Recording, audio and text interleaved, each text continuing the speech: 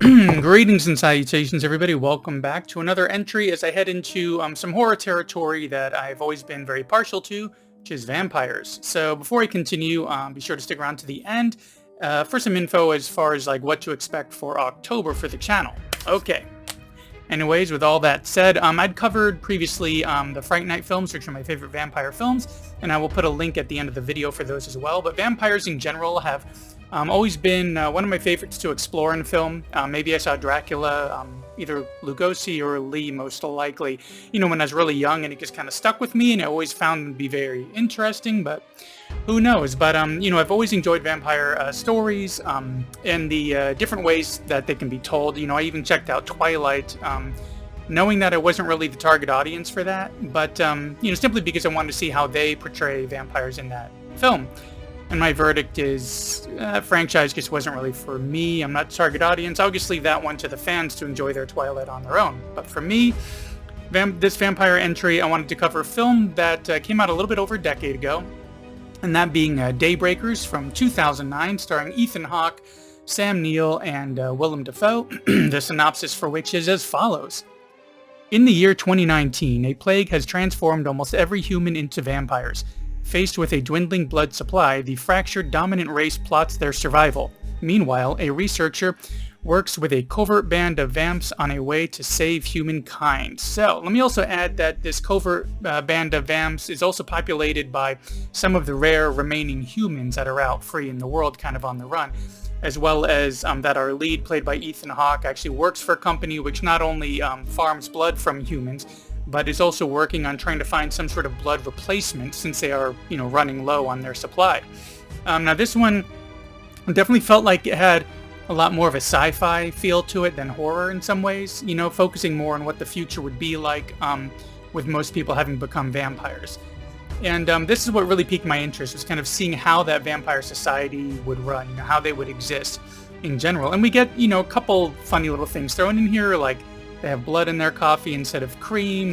They have cars that have a daytime driving mode where everything, like all the windows and everything is sealed, and they have cameras to see where they're driving.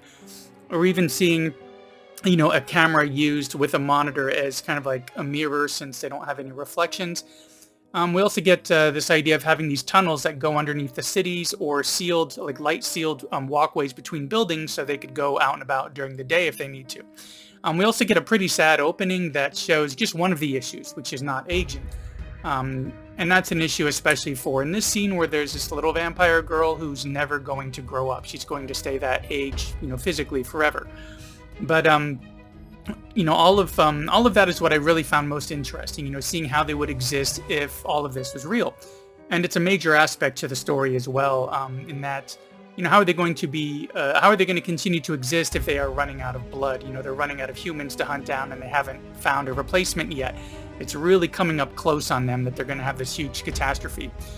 Because this lack of blood also has another side effect in that sort of like they de-evolve in a way and start becoming more of these monstrous kind of vampires that we've seen in other films, just not even really looking human. These crazed monsters with physical transformations to go along with the violent attacks that they engage in just to grab whatever blood they can get. They really become animalistic.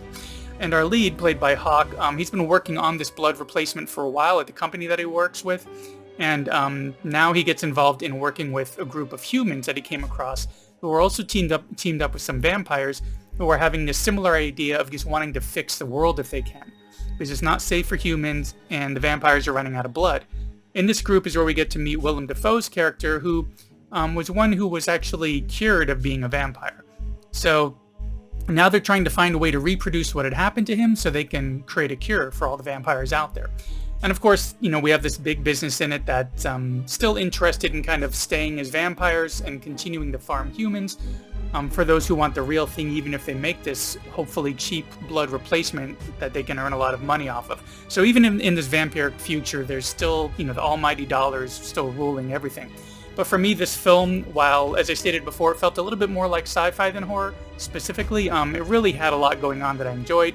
We got to see this cool vampire society and how they would exist if this is all real. It's got a bit of a thriller side to it, with the humans kind of being hunted down and this rogue scientist working with some of them.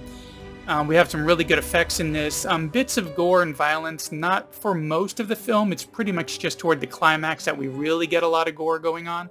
But it's kind of used sparingly, and it never overshadows anything else. It's very balanced. And it really makes it a film that's fun and worth checking out. And speaking of checking out, this was another little quick one here. Thanks for checking out my latest video. I know the past few weren't as horror or even 80s related, with them being ones like Barbie and Simone and Eraserhead. And, you know, while the Eraserhead does have kind of like this horror feel to it, and Strange Days. But I wanted to throw in a few more of the non-horror titles before heading into October, where there's going to be a bigger focus on horror, you know, on that genre in general. And I'm hoping to work in more videos. Instead of the usual 1 or 2 a week, trying to get 2 or 3 a week. So be sure to subscribe and hit that bell icon to make sure you get notifications for when that pops up.